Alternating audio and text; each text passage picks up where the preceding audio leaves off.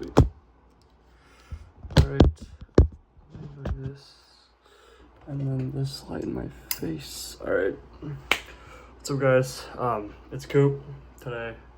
And this is like the weirdest video I'll probably ever make. But this is just every single thing that I've ever learned about taps in Kendama. It's not going to be too long of a video because I don't think there's honestly that much to be said, which is weird enough because they're so hard and they're probably the hardest trick in the game of Kendama, in my opinion. So yeah, let's just get into them. So as we know, taps have become the biggest, well, obviously juggles are the biggest element that we've seen in Kendama in the past, I would say 8 years, or no, not 8, no, 5 or 6 years, like 2019, 2018 did into now. Just juggles have been very, very, very just understood. And now, like with taps or with juggles, we're kind of flowing into more tap stuff. And I know like this is no new thing. I'm just kind of reinstating what I see on the internet. When competing, stuff like that. And so yeah, I'll just try to explain this as much as I can. It's not going to be a tutorial video. I'm just going to try to pass on as much information as I hold right now, which isn't, I can't really teach, but I can understand my perspective with what I've just learned throughout this past year of just really studying each individual player who I believe to be great tappers. It's super, super cool to see just to be, I would say at that like level. I'm not like a crazy tapper, but I can understand, like when I see a slowdown video, I can kind of understand like why players did something the way they did. So yeah, all right, that's the BS of like intro. Now here's like the meat and potatoes. So first, when we pull up, we see a lot of players hunch down, and I think that's very important aspect because if you're kind of out here, the Ken is going to be a lot less closer to you, and when it is closer to you, when you're like back here, it's going to be hard to really control it compared to like keeping your body almost in and having this really small box of where the Ken is going to be levitating, or I guess levitating, just like getting hit back and forth of odds and even taps.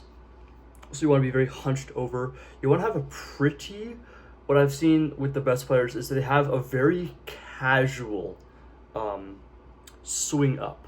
I'm going to be talking about swing mostly, and just mostly tap. I could talk about airplane taps, but that's kind of like just another thing. So whenever I see most airplanes, I never see a huge. The only time I ever see a huge, like very big swing up is when people rep longer than 10 finger strings. Because Takia only uses 8, 7, 8. I know Ryoga probably only uses 9, like 8, 9, like Maharu, kind of like Madi, Nick, Tomoikin, Haruichi, which is a really good tapper. So like Yusuke, especially for example, they don't use these super, super long strings. They use very short, almost, I wouldn't say traditional, but they use just like standard, like 8 finger to 10 finger at most, 10 finger. So what they do is, since they don't have that long string, they can literally just from like knees bent, they can just swing up and the Ken's right there. They don't need this big long like I think the biggest airplane swing up, or sorry, not airplane, the biggest swing up to tap you'll see is from Isaac from New Laced. He reps like 16 finger, I think, something like that. And when he pulls up, he really has to like he stands up fully, and he like brings his like he almost brings like his tom like this, and then he throws the Ken into the airplane, and he pulls up super aggressively to get that. And I'm not saying that you have to not do that, but I don't, but like that, you have to learn so much form to get it consistent with that long a string. Johnny also has a similar pull up. Obviously he doesn't use a 15, 16. He uses, I think he's, like when I was playing as Kendama, I think he was at a 12 finger, 12, maybe 13, but I would say like 12 pretty confidently. And he would do the same thing where like if you were using the longer strings, you instead of keeping your tama like pretty close when you're swinging up to airplane, you want to keep it super far out, so that when you pull up and when you throw the ken like almost into the ground and then you pull up with the tama, or I guess pull to yourself, the ken just kind of swings up in a very clean trajectory. When I was trying to tap with his kendama, I literally couldn't because I use, like, I don't know, like this is like 8 fingers, like 9 fingers at most string, and he uses like 12. So like when I was trying to do it, I was trying to use my technique, I literally couldn't do it. So it's just like, it's all about how your string length determines how you're gonna pull up, if that makes sense. And then there's some really I would say almost unique unique ways of pulling up. For instance, Jacob Schultz and Austin Griswold, they both really like kind of like airplane, and then they kind of go like they really attack into their taps, like they go down. I would say Austin does a lot more. I think Jacob Schultz is a lot more neutral, but he still has that like same intent of going down. I think obviously all players do, but I want to talk about A Grizzy especially, because when he goes down, he is like super hunched over when he gets the taps, and he's one of the best tappers in America right now. So yeah. Let's see. I'm just trying to think about other players. Nick Gallagher, he taps a lot more upright. So when you see his chest and his back is very much straight up compared to hunched over. He still gets very low to the ground when he taps, but you don't see him really like lean over like most of like the best players in the world. I'm not saying that his form is inferior, but he just taps in a different method. So that's pretty cool to see. And like, I mean, at the base of it, the next thing is when we talk about, that's kind of what matters the most. How you pull up isn't really too crucial, but it does have to do with your string length, in my opinion. Okay, so that's kind of like the subsection of how to pull up in taps. Now this is where I believe there's a correct way to tap and there's an incorrect way to tap. Right now, I strongly believe that I incorrectly tap, because I do in out, where I'm using my whole like forearm, or not really forearm, but just kind of like whole like almost body, where I'm over here and I'm just like bam bam bam bam bam bam, and what that does is waste energy. It so it's not necessarily tapping upwards. There's no force propelling it upwards. It's more kind of side to side, so it's kind of just like bouncing back and forth and just kind of keeping it at mercy, like kind of battling it as it goes down. I know obviously that's going to happen, but with the best players in the world, you see them tap, they tap up. So they'll tap up and then up and then up and up. And why that's so crucial is because you can't apply any force upwards when you tap to the side. You can only apply force outwards, and that will bring the Ken, sure, it will bring like, towards yourself, so you can tap back when you're tapping for even taps, like 2s and 4s. When you tap out, you're definitely going to get more, but when you tap up, you really lift the Ken. Takia is the best example of this, and Ryoga, but you can literally see when he does like his world records, like 66, 72s. I think he just broke like, I want to say almost, no, I don't think he's done 80 yet, but when you see, he literally like goes up and down because he's tapping upwards. He's tapping upwards, bringing his whole Ken upwards. Obviously, it takes a bunch of, mechanics, which we're going to go into, but the first thing is just tapping up. That's like all I can say. Secondly, with tapping up, you want to apply an equal amount of force within each odd and even tap. Because let's say if you tap really fast with your even, but really pretty slow with your odd, you kind of go bam, bam, bam, bam, bam, bam, and it creates a very bad tempo to catch, not to catch, but to lift up the Ken. Like, it's just not optimal. And the same with like really hard odd taps and like soft evens. That's what I do. So when I pull up, I'll have a really strong first tap, but my second tap, I just kind of like flick out. I kind of just flick out like this, and then my third tap is very strong in. It's very good, solid technique in, but then the fourth one's just like very, very weak. as you tap out more, you have to apply so much more force compared to directly applying that opposite force.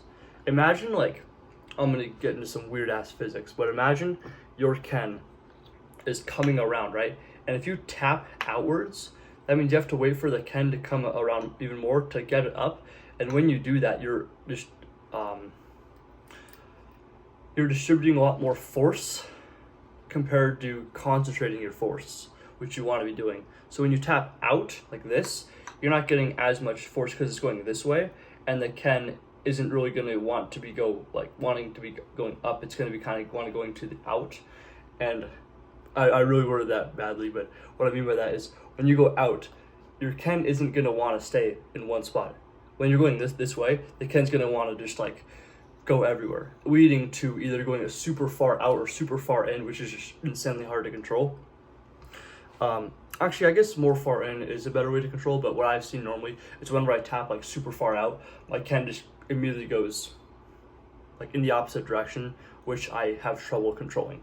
So keeping it super in and applying even force, and what I mean by even is like each tap needs to have the same amount of pressure, because if it doesn't, then one side will get overpowered and it'll like kind of shift this way or shift this way depending on where you are. So if I'm tapping out super hard with my odds or my evens, I see that I tap this way. Like I literally go in this direction. Like when I see my old videos, when I go tapping, I like, since I hit so hard, I'll go like here, here, here, here, and when I hit that kind of like motion, the Ken just shoots that way. Okay, that's one thing I've just kind of learned over my years. Nothing really to do with today's technique or how good players have become. That's just a personal thing that I've had and still try to overcome. Okay, so I've gone over that. Adding on to the equal amount of pressure, your contact points need to be so consistent to be one of the best players. So you don't want to tap here, you don't want to tap here, you want to tap just about here.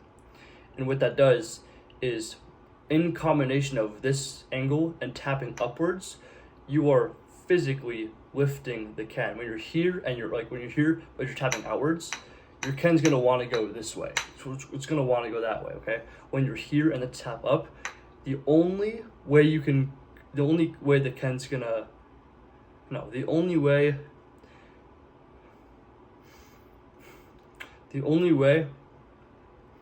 when you press your Tama up, the only way the Ken's gonna go is up. Like it's not gonna go out, it's not gonna go like all janky unless you hit it janky. If you have a very clean tap, it's gonna literally only go upwards, okay? And so when it comes around, you wanna apply that same amount of force in that same angle here, just like that, and then up, okay? So it's literally just gonna go here, and you have to be very patient, okay? I rush a lot. Whenever I tap, what normally happens is like I'll airplane up, right? So I'm like right here, and as it comes up, I'll be like here, and then as it's right here, I'll like be waiting and I'll literally be tapping outwards. So the Ken just kind of gets brought outwards, and it's just not an optimal way. I know I'm like shitting on myself, but it's because I know I need to improve this. But if I were to keep it more in, right? So I'm like here, I were to keep it in, wait until it's here, okay? Then go directly up almost to my face, like here up, and then wait, then tap up, okay? And then wait. It's just all it is patience, okay? And the biggest experience that I've learned by far is it's not that you can't juggle out of taps, it's because your technique is literally, or your tap technique is literally not good enough for you to juggle out of it, okay? I would always like bitch and complain that I wasn't able to juggle out of 4 taps. It's because my 4 taps were not good enough to get juggled out of. And what I mean by that is I would do the same thing, right? So I'm like here, and then like when it's like right here, I'll tap up, and I kind of like force go whole way back, and then I'll go like right here, and then when I'm right here, right, and the Ken's like spinning this way, I literally have like a 1/10 of a second to just toss the Tama, and even then I would get it out. Like, oh, I've only, when I started going for quad taps, I could get around to quad taps just because I was just, I don't know, I guess I could just get around to quad taps. My technique was bad, I just willed through it, but I could never juggle out of it, because when I would toss my Tama right here and I just flick out like this, it's so hard to, like, from here, like, in a controlled manner, throw the Tama back to me while waiting for the Ken to drop and doing like a juggle, okay? So when you keep it super close and you're here, wait, here, wait, here, and when you're right here and you're tapping up, okay, the Ken's only gonna come like back to you in an upwards motion instead of an outwards motion, and you're just gonna see that thing come around. And the nice thing is that when your Ken's here instead of here, that gives you so much more time to come around and wait for it and swap to juggle to whatever, or not even, just you just get more time when you tap with that pressure here and here, okay? Not here, okay? Like this is not good. Just like the more angle I wouldn't say the more angle, but just like this is like the perfect angle. Right here is so good. Here, wait. It's all just a waiting game. It's all about putting in the hours, like all the corny stuff that I always say. But just trust me, it works, okay? And it sucks because I can't back it up because I literally am not a good tapper yet. But I want to apply this knowledge that I've, I guess, gained over the however many long with Dama, just with like watching like the pros, and I think this is the best way to like become one of the best players, just straight up. So yeah, bam, oh, can you even see that? Yeah, bam, just like bam. Because when you're right here, okay, and you already tapped like here, that swap is so much easier compared to just here and then here. It's just like when you're out here, it's so hard to bring it back like in a fast enough but not erratic, like just boom, it's not the right way. Okay, this is a very weird video, like super, I just kind of felt like making it on the spot just because I'm very passionate about this. It feels like I've learned a lot. I just got to apply it as I should. So we'll see if this knowledge is useful or not. I believe it completely is. Slow down any pro and you'll see that their angles like this and like this when they're tapping. So here, and then goes around to here, goes around to here, just like bam. Think of it almost as this is the crazy, oh, I got it. Do you guys know a clock, right? So you know how there's the 3 o'clock and 9 o'clock, right? Well, think about 4 o'clock and 8 o'clock, okay? So instead of tapping at 10 and 2, okay, 9 and 3, think about 4 and 8. 4 and 8, okay, just as a clock reference. That is probably the best advice I will ever give with taps. So I'll leave that. Yeah. Love you guys.